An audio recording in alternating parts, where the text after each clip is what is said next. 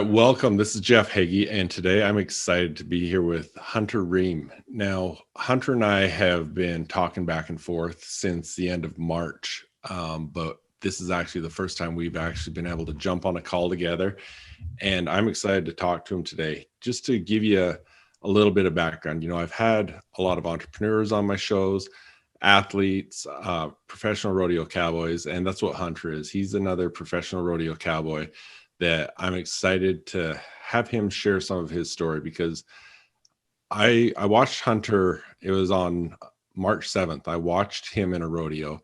That what has really impressed me is how he handled a specific situation that we're going to talk about. And, I had the opportunity to listen to him talk about that. And I've got deep, deep respect for this man. And so, Hunter, I just want to thank you for being on the show today and give you a minute just to tell us about who you are and a little bit of your background and what you do. Yeah, well, thank you, Jeff, and it's an honor to spend some time talking with you and be on a show that has had so many, it sounds like very professional, successful people. I'm just a small town kid. Grew up in Meeteetse, Wyoming, a little town of 300 people. And grew up on some land, got to ride horses and play a lot of sports growing up. And my love for rodeo just kept building throughout middle school, high school, into college. Like I said, pursued football as far as I could, and ultimately just landed back in the rodeo. And out of college, I actually turned down a really nice job offer with a construction company in Fort Worth, and just had my heart set on pursuing rodeo while I could and giving it everything I have. And this will be my fourth year now out of college. And, I think it's probably one of the biggest challenges any person could try to undertake, rodeoing professionally. It takes an immense amount of resources, a ton of hard work.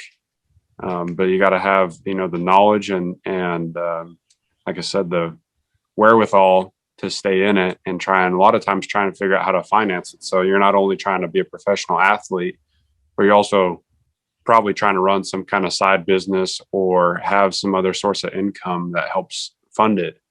And I just think, I've learned a lot in these 4 years that I think if I can do well in this in life, I can probably ultimately accomplish about anything I want to, because you learn so much tenacity, and an attitude that you just keep grinding no matter what. So that's kind of where I'm at today. That's awesome. And that's really the reason I wanted to talk more, because the mindset that you have has been impressive to watch. And that's what I like talking about on this show. And, something you brought up too, for those that don't know a whole lot about professional rodeo, these professional athletes are a lot different than most of the professional athletes you are aware of. They aren't signing multi-million-dollar contracts. And if they don't win, they don't take home a paycheck. And so, yeah, it's quite the sport. And, from being there, I've been on the highs and the lows, and I've been on I don't know how I'm going to pay my next entry fee and all that sort of stuff. Yeah.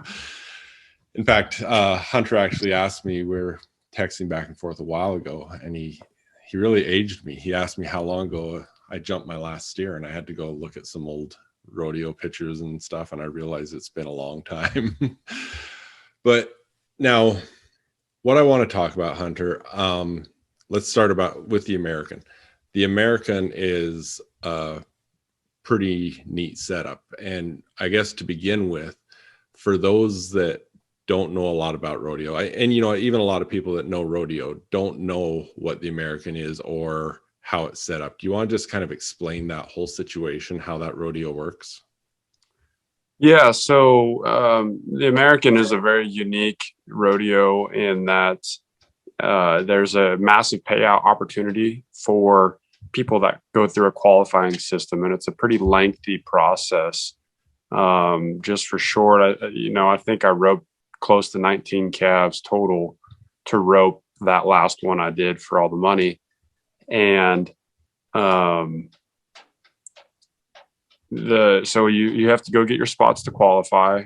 You can get them at a jackpot or a standalone event outside of the American itself. And then they take everybody with those qualifications to a semifinals, and you rope against, like in the tie down, there's 250 entries, I think, with qualifications.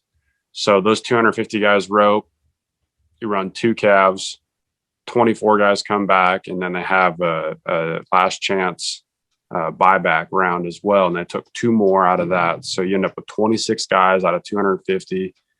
Those guys rope another calf, and the top 10 from that move to the short round of the semifinals, and you bring your time with you. And the top 6 from that move on to AT&T Stadium, at which point they bring the top 10 in the world in, and so now you're back to 16, and then it's like a tournament style, and you go from 16 to 8 to 4. And that's pretty much how all the events ran. I think the rough stock's a little bit different than that, but that's how the tie down ropings run. And so then, the big story was making it to the Final Four and I was second out, and made a really good run that gave me a good opportunity to potentially win the event. And then, everything happened like it did. And, I think the impact from that was pretty unique, but also I learned a lot and proved a lot to myself in that time. So, I mean, obviously, just from that explanation, to even be in this rodeo is a big thing. You've got to qualify. You're competing against the top 250 in the world and going through a long process. And so how does it work? Because I know some of the people that get to that Final Four, some of them are qualified that they're roping for $1 million. Some are just roping to win the rodeo. Mm-hmm. How does that work? So you have to go through that whole qualification process that I mentioned when they bring those top 10 in the world in, starting at AT&T Stadium, which is the American, and the finale kind of show. Those top 10 are not eligible for the $1 million payout. They're eligible to just win the event, which pays out up to $100,000. So like in that final round for the calf roping, there was myself and Cody Craig, who was also $1 million qualifier. And then Shane Hanchy and Tuff Cooper were also in the finals, but they were top 10 invitees. So they were not eligible for the 1 million. So there is the 2 of you. If either of the 2 of you won it, you won the $1 million plus up to 100,000. And then the other 2, if they won it, they were just roping for the 100,000. Right. Yeah. And actually, when they pay out the $1 million, if it's in another event, let's say like the barrel racing or the team roping or bulldogging or breakaway, in the other events, if they had the $1 million qualifiers win that event, then they win a portion of the $1 million. So at the end of the entire rodeo, if there's multiple event winners that were $1 million qualifiers, then that $1 million is split up amongst those people. So if there's 3 of them, like they won like the bulldog and the team roping and the calf roping, then everybody wins $333,000. Okay.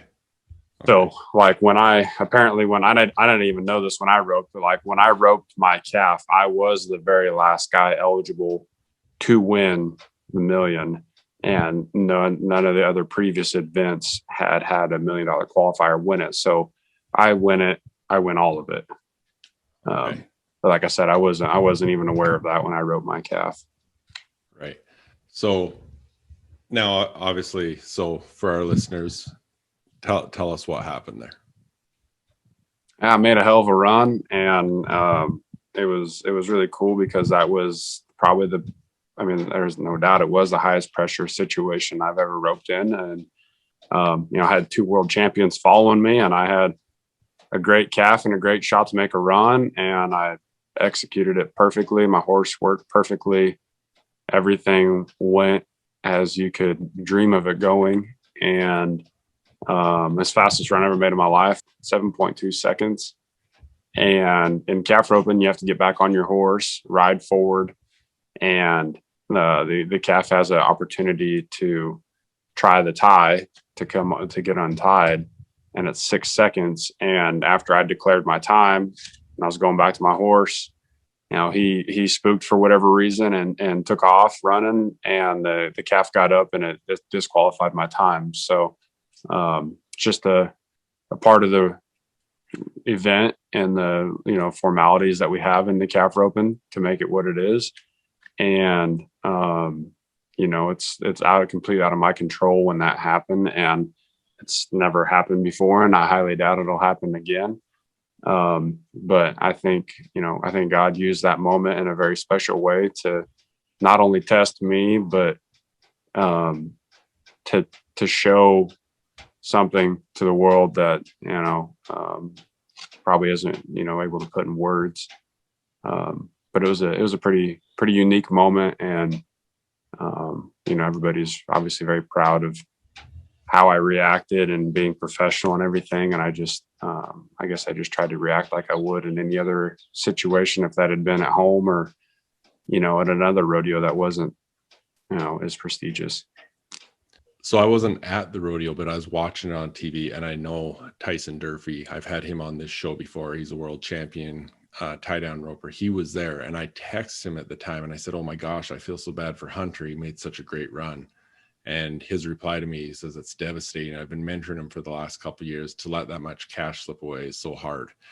And at that point, it was just, honestly, Hunter, I felt bad for you, and I didn't know you or anything. But then is when I had an opportunity to listen to you and Tyson talk on his podcast and hear your reaction to how that all played out and whatnot.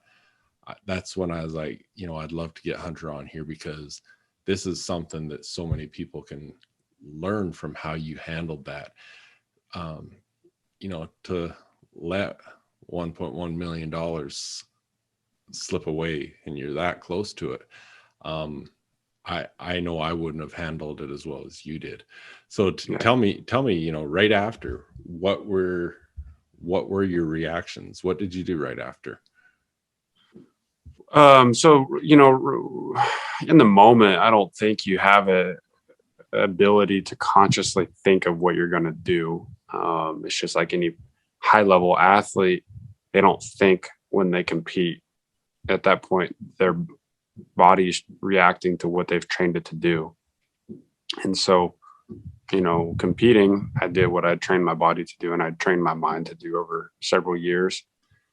And in the moment afterward, it's still the same thing. I mean, I've tried to make really great runs everywhere I go. And especially in calf roping, things happen you can't control. You can't control the weather, you can't control the ground, you can't control the animals, you can't control, a lot of things that are going on, but you can control your attitude, your preparation, and your response to how that all happens as well. And I just care about that horse. At the end of the day, he's the number one thing that matters in this whole scheme of things. If I don't have him, I don't have a reason to go up and down the road. So my first priority was taking care of him and making sure he was okay. And thank God nothing, happened to him. He was fine. The calf was fine. Even the rope I use, but normally you have to cut your rope when things like that happens. And we didn't. And I was able to get on him and ride out of the arena. And I'd always wanted to tip my hat to the crowd. And I wear a patch on my shirt on my left chest for a very close friend, Michael Jeffers, that passed away of a heart attack about 3 months ago now. And I'd always wanted to give him credit because I just started wearing that patch for him at the time. And I wanted to make a hell of a run and, point to that and, give glory to God and everything. And that was going to be that moment, obviously. And it didn't. So I was like, you know what? Now's as good a time as any. And so I tipped my hat and pointed to the patch. And that still resonated very heavily with people. And like I said, I didn't do it for myself. It's not about me. But I guess that's how I reacted. Yeah. And I actually had Blaine Peterson on this show a while ago. He was one of my mentors, taught me the whole steer wrestling and how to rodeo and whatnot. And he is a world champion steer wrestler. And he talked about that, how people react to things after they make a bad run or they break the barrier or something like that. And he had a learning experience once. He chucked his knee brace and he was all mad and stuff, and realized how people are watching and the impact it has on people. And for you to in that moment react like that, it says a lot about your character. We Well, share this. I just want to put in real quick. There's a saying I've seen, and actually, this is one of my favorite sayings on the door behind me. That's the outside of a horse is good for the inside of a man. And that's Winston Churchill.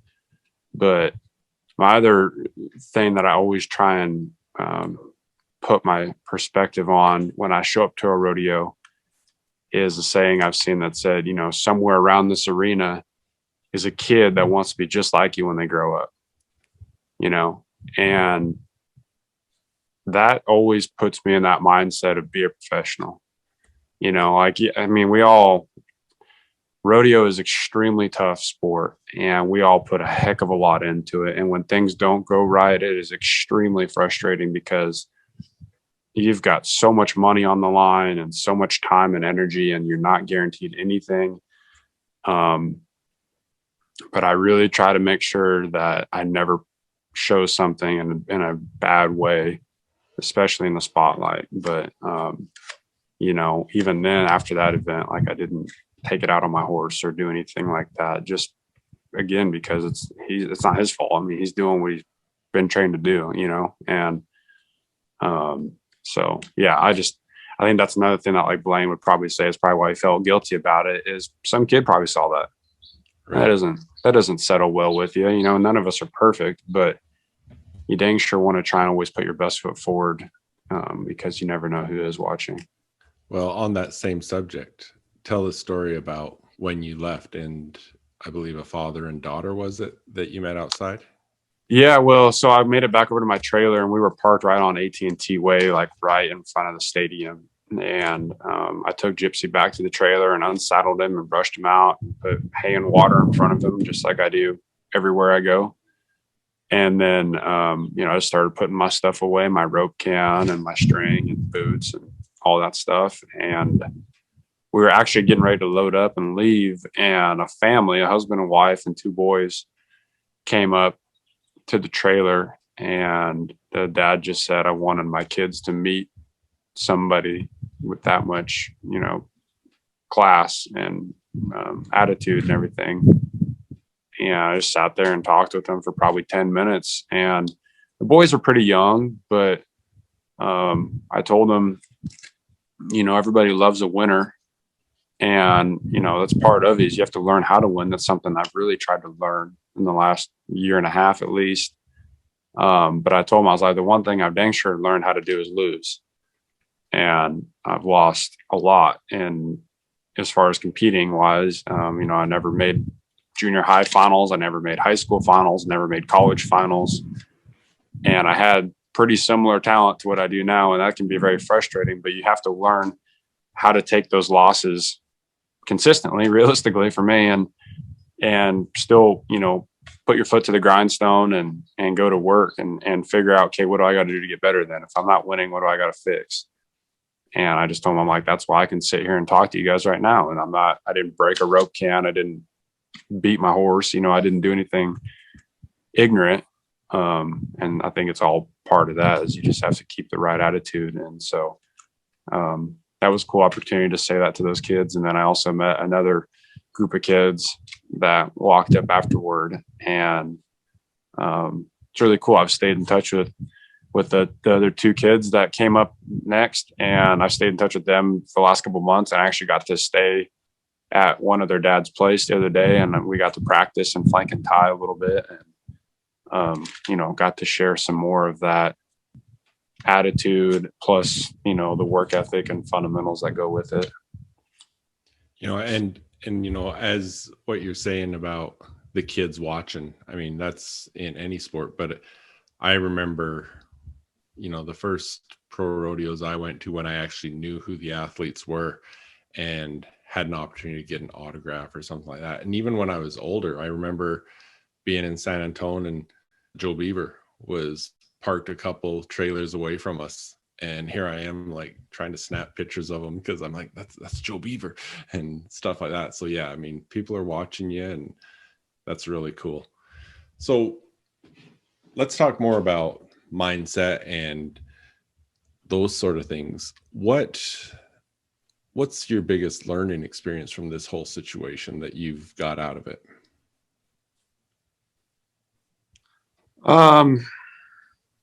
Since the American, the one thing I've learned is where to try and put my time, and I need to put more time into faith and growing my faith and drawing answers from God instead of trying to get those answers from people, because a lot of people, they try and help and they try and do the best they can. But, for me and my personality, I ask a lot of questions, and I feel like I've asked a lot of people to try and help figure things out since the American, and it's all been good and it's all been outstanding and blessings. But recently I've realized that's where I need to put more time, because that is very consistent, and God's answers are always the best. He's got all the knowledge and he's got all the wisdom. And so, like, I've been reading Proverbs, one chapter a day, every day for the last couple of weeks, and it's all about wisdom and understanding. And so that's, what I've taken away from that event itself. Leading up to it, it was a lot of different mental game books and learning how to control your breathing, how to control your, what statements to put together, what visualization to put together, different routines for warming up.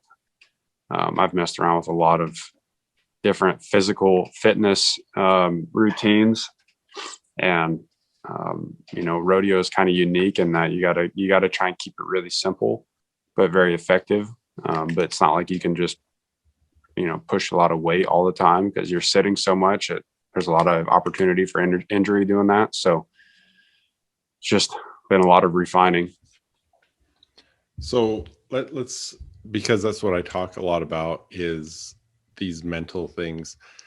Let's talk a little bit more about that, because I often use rodeo as my example from my experience when I talk about visualization and those sort of things in preparation.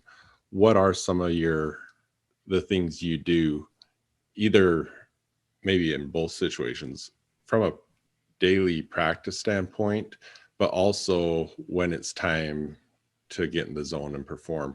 What do you do for visualization, prep, breathing, all those sort of things?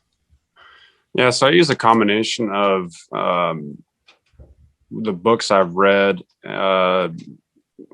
like on a day-to-day basis, and this is kind of a Tony Robbins thing, and he says, your brain's a computer, and you got to give it the right input to get the output you want. So what questions do you ask yourself? And me being a question oriented kind of guy, I ask myself, what am I going to accomplish today? And then it's like, I'm going to, get better at my next shot. Okay, how do I get better at my next shot? And I work it down into a process of, this is what I'm going to do today, and this is how I'm going to do it. And now I have enough knowledge to know how to answer those questions and put together a plan for like a daily practice, routine.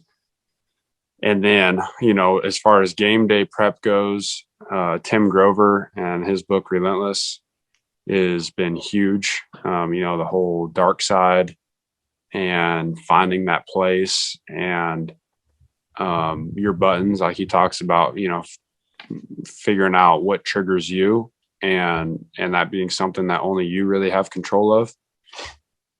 And I found some of those things, especially through that process of qualifying, because it was kind of a lengthy process. So it was a cool opportunity for things to come to fruition, but also build on them.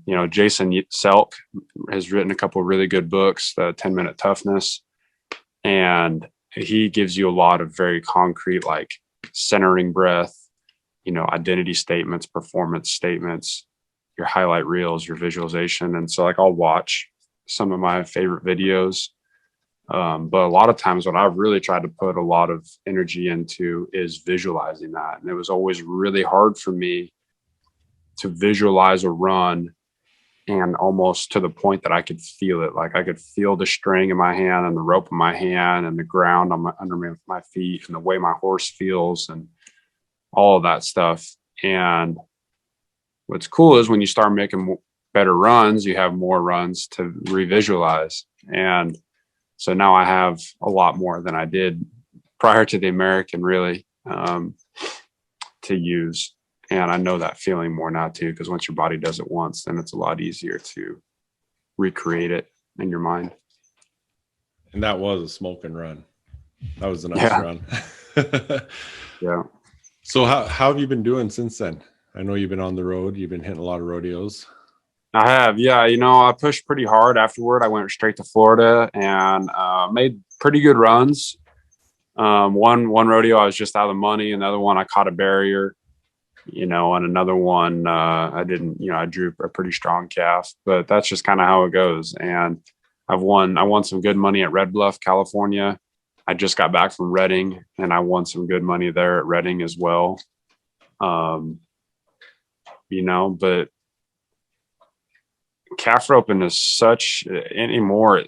Everybody ropes so good. I mean, 100 guys show up and 85 of them can make the best run you've ever seen. And the other 15 can make a hell of a good run too, And so now it's like, not only do you got to rope consistent and rope good, but when you draw a good animal that lets you be faster than average, you better use them. And so that's just been my focus, has been trying to make my run and execute what I'm consistent at. But I think you also have to learn where to push a little more when you have the opportunity. Yeah, absolutely. And that is, I mean, you're competing with the best in the world. I remember when I was amateur, I was at a finals and I was 3.4 and no one came close to me. And when I was professional, I was in Leduc and I was 3.4 and I ended up third or fourth in the rodeo.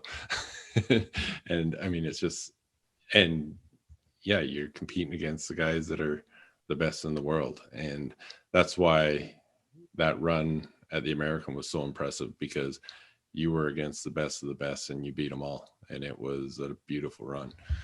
So going forward, what are your goals? What are your plans? What are you looking at? I mean, you've done this, like college, you were focused on football. Is that correct? My freshman year, I focused on football, and then I got back into rodeo sophomore year. And, at college, at Cal Poly, the rodeo teams got a lot of awesome history, and we had great opportunities to grow the program and grow the team. And that's what I've always cared about more than myself, is the team mentality and the team aspect of things. And so that's where, pro rodeo's unique in that for me, it's the team is mostly me, but I focus on it more of, it's not, it's my folks have always been behind me, and there's been people that have come into my life and given me more opportunities and places to stay, opportunities to learn and rope.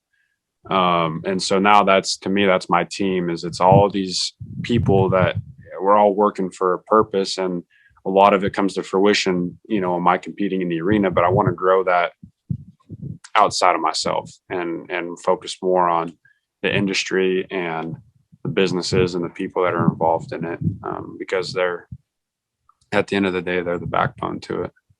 Right. Absolutely.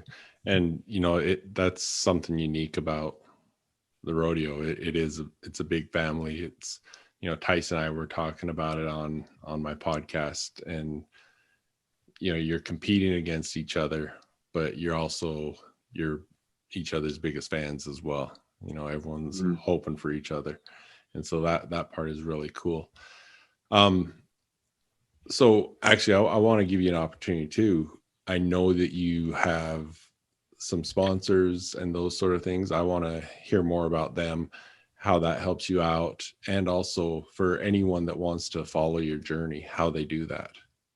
Yeah. So Instagram is just my name, Hunter Reaume. It's spelled Reaume. And my Facebook and Instagram are both the same. I'm still working on building out some, mentorship opportunities with, like kids that want to learn to rope, or people that want to learn to rope, or, maybe different mindset things, stuff like that. So however I can, be of service to others. I'm just trying to continue to build that platform. Yeah. So I want to thank, Panhandle and Rock and Roll Denim. I recently come on board with them and been a part of the team. Same thing with Hui, another clothing company that's growing, and a newer company. And Joey and his team are really awesome. Equerries and Russ Paulson, he's been with me for several years now and helped a lot with my horse's nutrition program, and has educated me immensely on what you need going down the road to keep things consistent.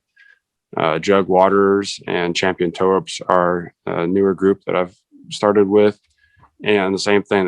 They're all about quality. And so also Western Legacy Hats, Marty and Dustin Latta, known them since high school, and they make some of the nicest felt hats, and actually custom blazers as well.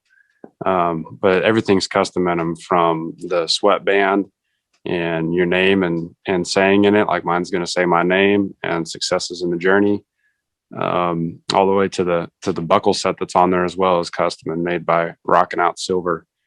Now Apex Coolers is another company that I've just started growing a relationship with, and they've taken a roto-molded cooler and created a system where you can't steal it. It's Outlaw Conversions.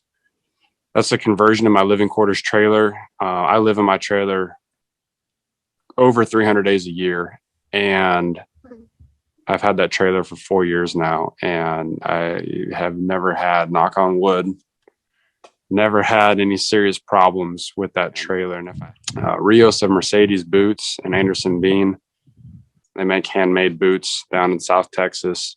Iconoclast, that's Ward Hyde. He is the man behind the design on the premium support boots for your horses. All those people, they're individuals that have grown amazing companies, and they try and do the best that they can at their craft. And I stand behind that 100%, because that's what I'm trying to do with my roping and to help grow our industry. So I just want to thank each and every one of those folks, along with my parents, for always being behind me and being a part of this journey. So any last advice, anyone that's, whether it's someone that wants to be successful in rodeo or just an up and coming kid in any sport, any last advice you'd give to them to what they need to focus on? Yeah. When after the American, I got a lot of nice messages from people that, were either friends or complete strangers. And an overwhelming response was that the event reminded them of the Book of Job. And I read the Book of Job, and the two things that I pulled from that in my study Bible are, one, where is your foundation, set on with your life? Do you rely on yourself, or do you believe in God and rely on God? And how do you handle testing? And we all are tested. Like you said, you may not have handled that situation the same. And I've heard that from a lot of people, but I think everybody can handle it. Everybody's gone through a lot of testing in the last year and a half, whether in their life or business or, relationships or whatever it may be. But I think everybody has the ability to learn how to handle really difficult tests, whether it's a daily thing or, it's something big that happens at once in your life. But if you're not handling those things well, then, what are you doing to learn how to handle them better? And, how are you getting better each and every day? And so, scripture is the number one way to find wisdom. but also from other people and other books as well. Awesome. Well, thank you, Hunter. I appreciate it.